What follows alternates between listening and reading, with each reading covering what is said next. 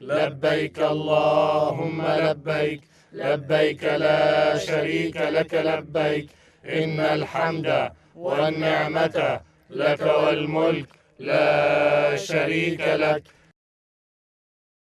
Yusra, we need some cushions from the loft for the guests.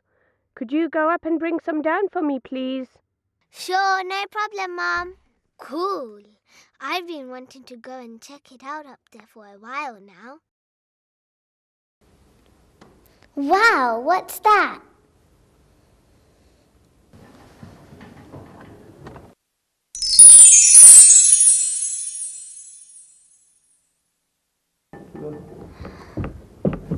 Wow!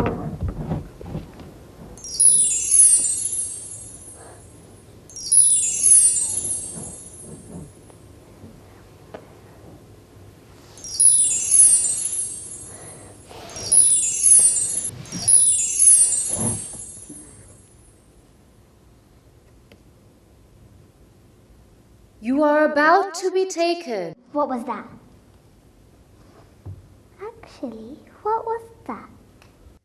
You are about to be taken on a journey to a special place. A place where thousands upon thousands have been gathering together year after year. A place where people come together to worship the one true God. What is that building?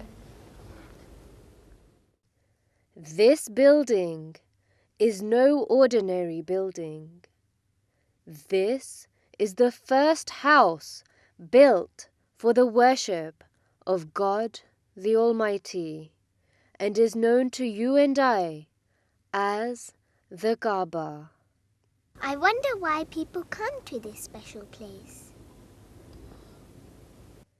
There are many reasons for why people come to this special place. The most important of all of these is to constantly remember and worship God the Almighty. Through worshipping God, Muslims try their best to become better people, which is also one of the main purposes of Hajj, the pilgrimage to the first house of God. Hajj. That's one of the 5 pillars of Islam. But what is Hajj and why is it so special for Muslims? The word Hajj means pilgrimage. All Muslims will try their best to make this pilgrimage at least once in their lifetime, if it is physically and financially possible, and also if the journey is safe.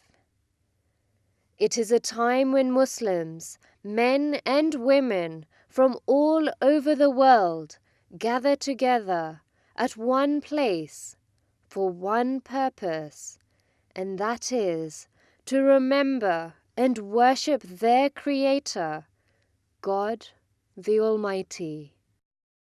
One of the first places that the pilgrims go to on Hajj is the Kaaba. It is in the direction of the Kaaba that Muslims face towards when they are praying. What a special building it is! This is the building we face towards when we are praying. It's so beautiful. So I wonder what happens at Hajj. All those that take this special journey to Hajj first must make the intention to do so. The combined action of the intention to perform Hajj along with the talbiyah, which is the prayer you can hear in the background, is known as ihram. والنعمة لك والملك لا شريك لك لبيك اللهم لبيك لبيك لا شريك لك لبيك إن الحمد والنعمة لك والملك لا شريك لك. But for those that don't understand the Arabic language, what does this prayer actually mean? The translation of this beautiful prayer should help you understand. Here we come, O God, here we come. No partner have you, here we come. Indeed, praise and blessings are yours, and the kingdom too. No partner have you. الحمد والنعمة لك والملك لا شريك لك.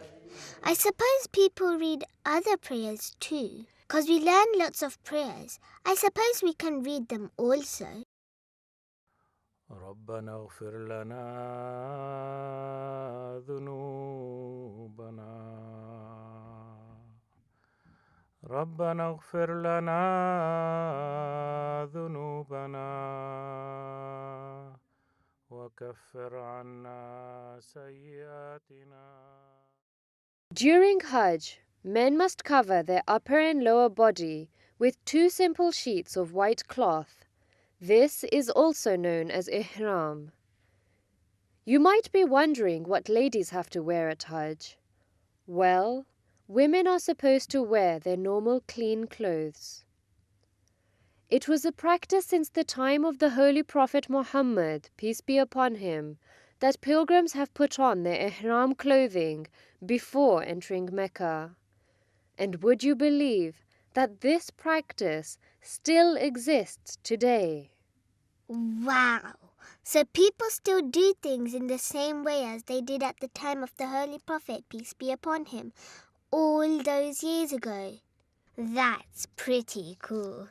The pilgrims wear these 2 simple sheets of white cloth to remind themselves that everyone, absolutely everyone, is equal in the sight of the one that really matters, and that is God the Almighty. Everyone is equal in God's eyes, regardless of their status in life, regardless of the color of their skin, regardless of where they come from. The pilgrims enter Mecca to perform the first tawaf or circuit around the Kaaba.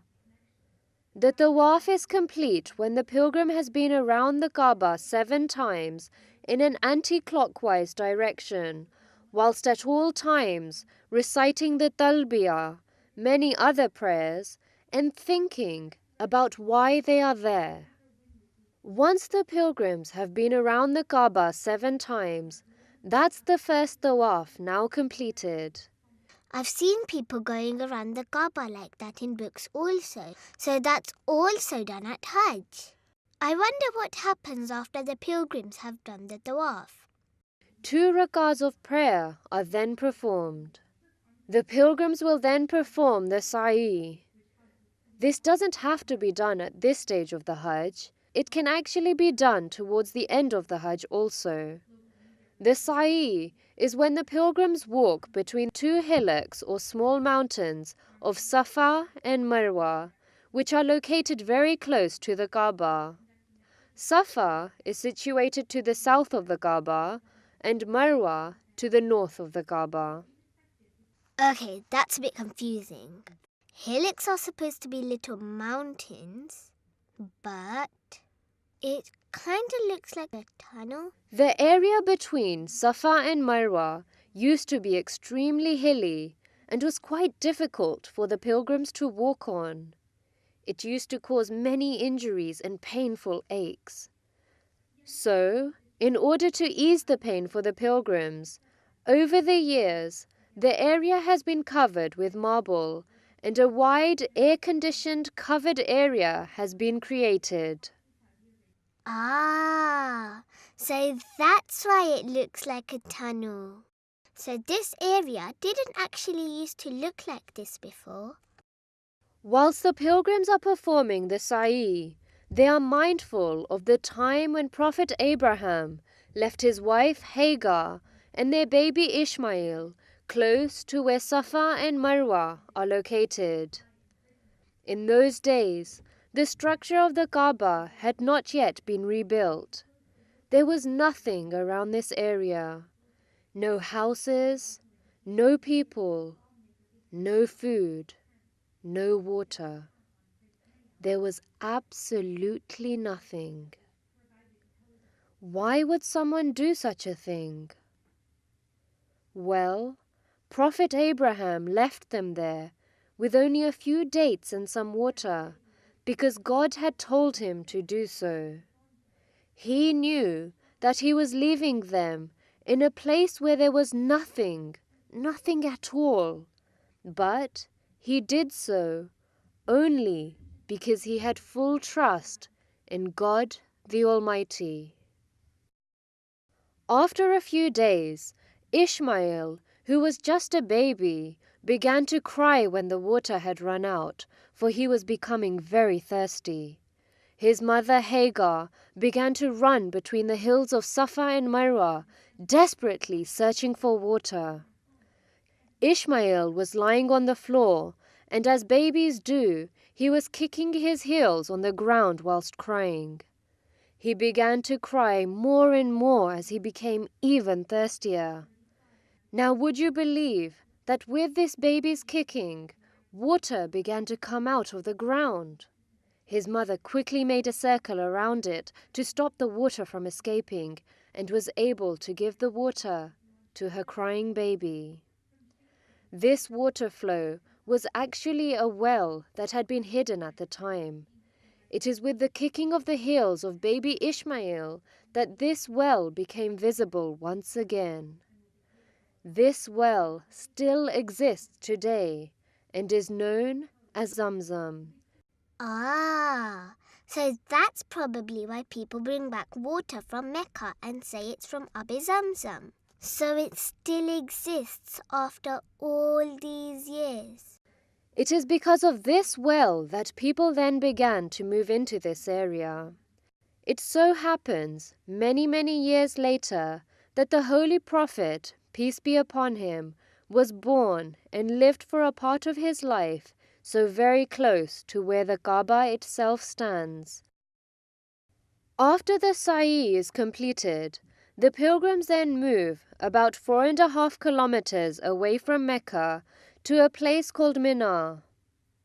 The pilgrims spend the day and night here and remain in a constant state of prayer. The next morning, after Fajr prayers, the pilgrims leave for Arafat. Here the pilgrims observe Zohar and Asr prayers, and a sermon is delivered by the Imam. It was here that the Holy Prophet Muhammad, peace be upon him, delivered his farewell sermon, in which many a great thing are mentioned. On the same day, the pilgrims then move to Muzdalifah in the evening time. Many of the pilgrims choose to collect pebbles from Muzdalifah, which will be used during Hajj at a later time. The pilgrims spend the night in Muzdalifah, constantly praying and remembering God the Almighty. The night is spent without any shelter, out in the open, under the sky, stars, and the moon. The following day, after Fajr prayers, the pilgrims move back to Mina. Here, 7 of the pebbles that they collected earlier are thrown at the largest of 3 stone structures which represent Satan. This is done to symbolically say that they reject Satan and do not want Satan to be a part of their life. Not now, not tomorrow, not ever. After this, the pilgrims sacrifice an animal, which is done in memory of the great sacrifice that Prophet Abraham and his son Ishmael were prepared to make. In a dream, Prophet Abraham saw himself sacrificing his son Ishmael. Believing this to be the will of God, Prophet Abraham explained his dream to Ishmael. Ishmael, who was just a child at the time, without any hesitation, agreed to what was being asked of him. Just as Prophet Abraham was about to slaughter his son Ishmael, God commanded him to stop and told him to sacrifice an animal instead. The day of Hajj on which the sacrifice of an animal is made is the day of Eid al-Adha, which is celebrated all over the world by Muslims. At the festival of Eid al-Adha, Muslims slaughter animals in the remembrance of this great sacrifice that both Prophet Abraham and Ishmael were prepared to make. And by doing so, Muslims are symbolically committing themselves to be ready for any type of sacrifice for the will of God the Almighty. Ah, so this is Eid Day. After the sacrifice of the animal has been made, male pilgrims will shave their head or shorten their hair, which is symbolic of the sin-free nature and pureness of a newborn child. Women will also cut a snippet of their hair. At this point, the pilgrims now change out of their ihram clothing into their everyday clothes. Now, in their normal clothes, the pilgrims go back to Mecca to perform another tawaf of the Kaaba, known as Tawaf-e-Ziyara. The same night, the pilgrims then return to Mina, where they will stay for either 2 or 3 days. Here, they will be throwing the remainder of their pebbles. The pilgrims throw 7 pebbles each at each one of the 3 Satans on a daily basis for the 2 or 3 days that they have chosen to stay here for. With this part of the Hajj now completed, the pilgrims have come to the end of their special journey, which you too are now familiar with. Wow, that was amazing. Yusra, what's taking you so long? Huh? Yusra, where are you? I'm just coming.